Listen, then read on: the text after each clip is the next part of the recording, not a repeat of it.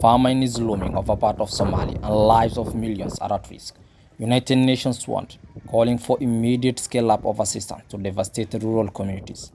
Part of Somalia are projected to experience famine as of next month if humanitarian aid is not significantly and immediately scaled up, according to a new food security and nutrition analysis released this week. 4 failed rainy seasons in a row, combined with increasing food prices, conflict, and COVID-19, have brought the country to a tipping point, where the number of people in need of urgent humanitarian assistance has increased from 4.1 million people at the start of this year to 7.1 million people between June and September of this year. Today we have a statement by a group of independent experts who have validated the analysis done, which points to a projection for a famine in 2 parts of south-central Somalia between the period October to December this year. The people facing famine and extreme hunger in Somalia today are overwhelmingly livestock owners and rural families, whose existence depend on the survival of their herds that are dying at an alarming rate due to prolonged drought.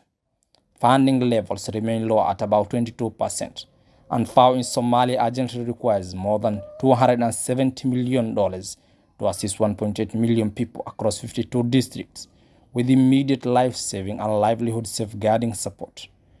FAO is scaling up its drought response famine prevention to meet immediate needs of 1.8 million Somalis.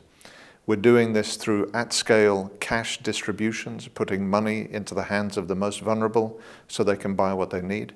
And importantly, we're doing it through support to animals. We have to keep livestock alive.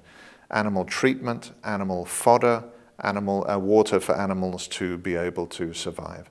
This is the core part of our famine prevention and response. During the previous famine in Somalia in the year 2011, about half of the 250,000 of total deaths occurred before the famine was officially declared. At least half of the victims were children. A famine is declared when an area has at least 20% of a household facing an extreme lack of food.